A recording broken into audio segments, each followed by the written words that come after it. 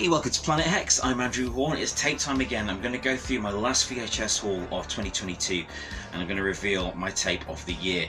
You know, I've got to choose one, haven't I, out of all the ones I've picked up this year. So I have picked up a little haul recently, just a small one, and I'm missing a tape from it actually. Somewhere I have misplaced the tape, which is Close Encounters of the Third Kind. So, sorry about that. It's around somewhere. It will show up on the channel at some point.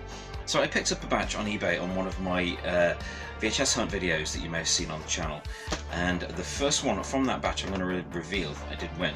The bargain price, it was like £5 plus postage, so I was really pleased with this batch. It was Fallen. So not a massive fan of this film, but it's definitely watchable.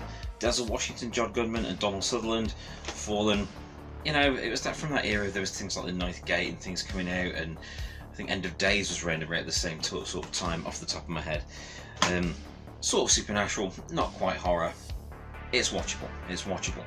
On a similar note, but of far more interest, I have a X-Rental big box of The First Power, starring Lou Diamond Phillips, from, of course, Young Guns. He did do other stuff, but mainly known for Young Guns. And it's a nice rental tape. It's in good condition. I'm pleased about that. It's an MGM-UA tape. I don't think it has the original case. No, it's a replacement case, but I'm not complaining because it has some rental stickers on it. And I love rental stickers. So after that, the next one in this batch that I picked up was The Cell with Jennifer Lopez and Vincent D'Onofrio. I really like this movie. I'm a big fan of this film. This was actually the first film I bought on DVD back when I had a desktop computer with a DVD drive in it and no DVD player. I remember my ex and I turned the sofa around, was facing away, turned it around to face the computer desk so we could watch a DVD when DVDs were first a big thing, and they were really expensive at the time. So I bought The Cell on DVD from Blockbuster, the local Blockbuster, at a reduced price. I thought, I want something visually stunning. And while it does have its faults, The Cell is exactly that. It is a really visually stunning film where Jennifer Lopez's character goes into the mind of a serial killer, and by crikey, it's weird. There are some great visuals. Unfortunately, those visuals haven't aged brilliantly. The effects haven't aged brilliantly, but the concept still stands. It is a really good movie.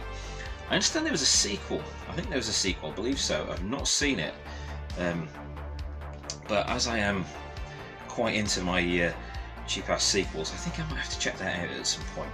But yes, The Cell. This is so instead of DVD, I've gone backwards and got it on VHS.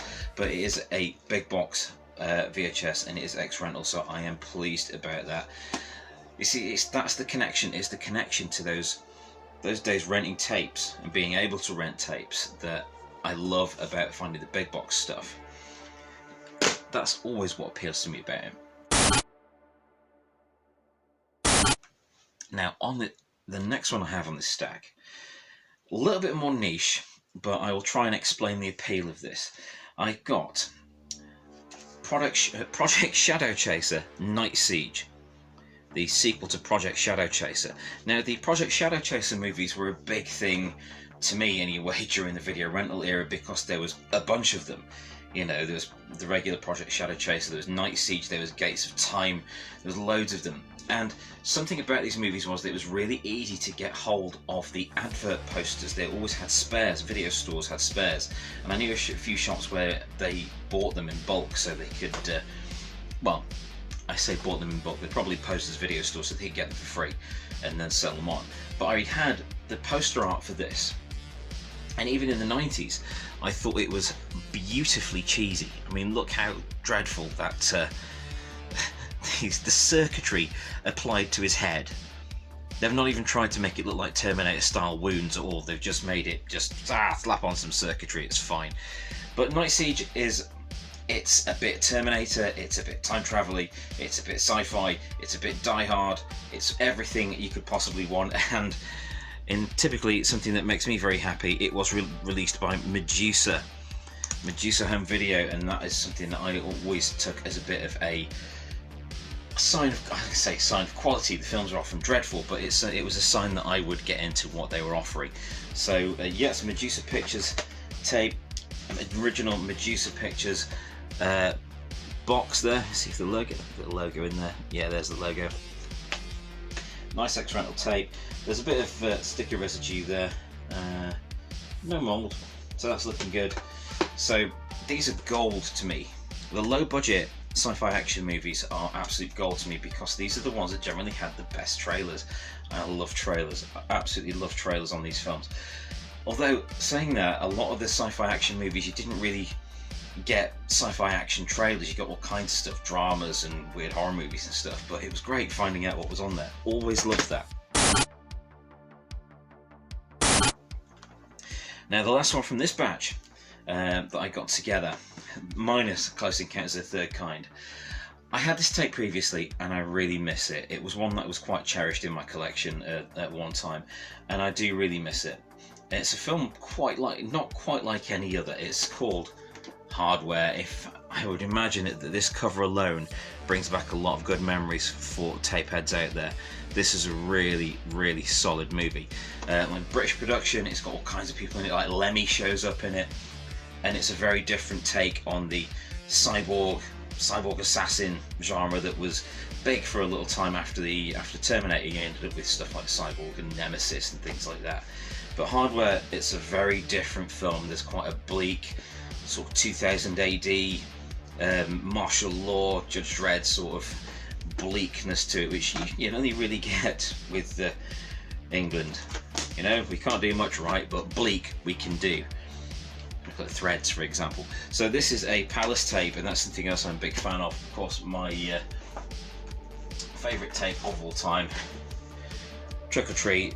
That's the original Palace one. I love Palace tapes. Something about them, just it connects to me at the time, and that's one of the reasons I still love it now. So, Hardware, really good condition. The box is a bit bashed, but the tape and the cover are in good nick.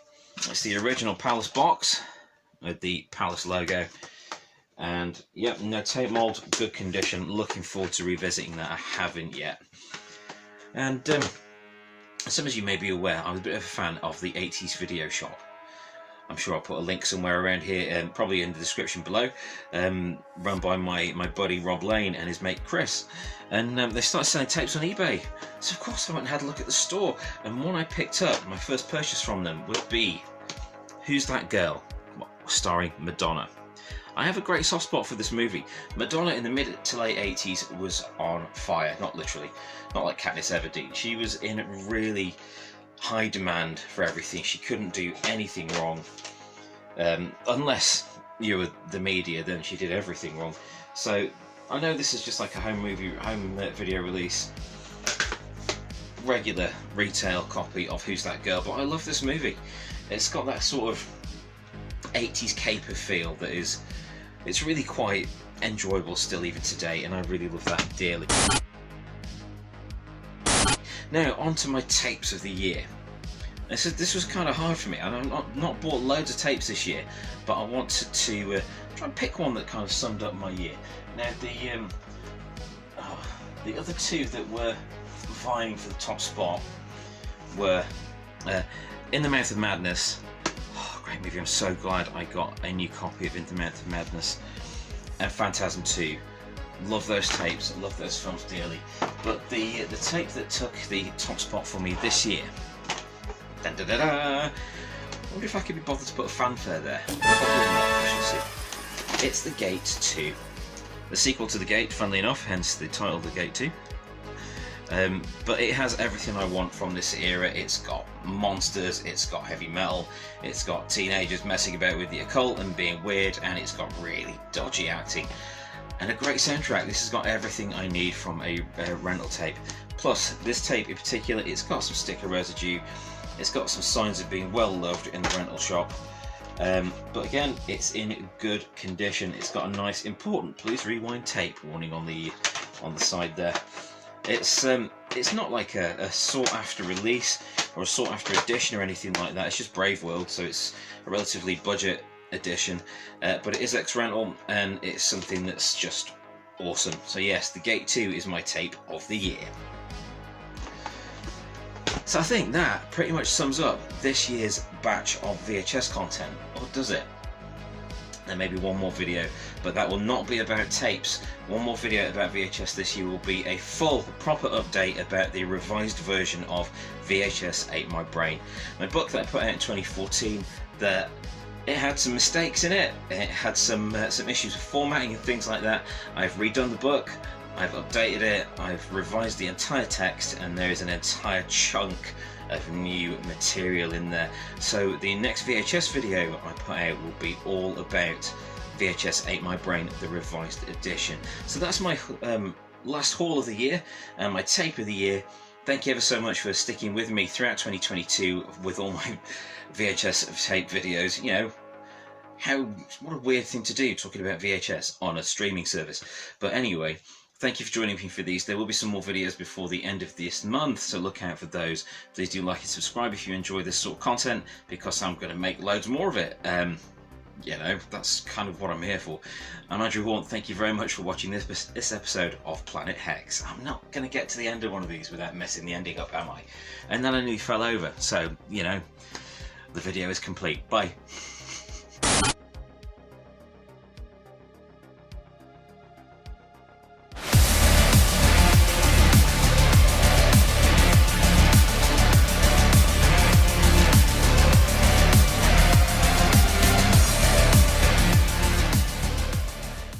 Thank you for watching. Please subscribe and validate my existence.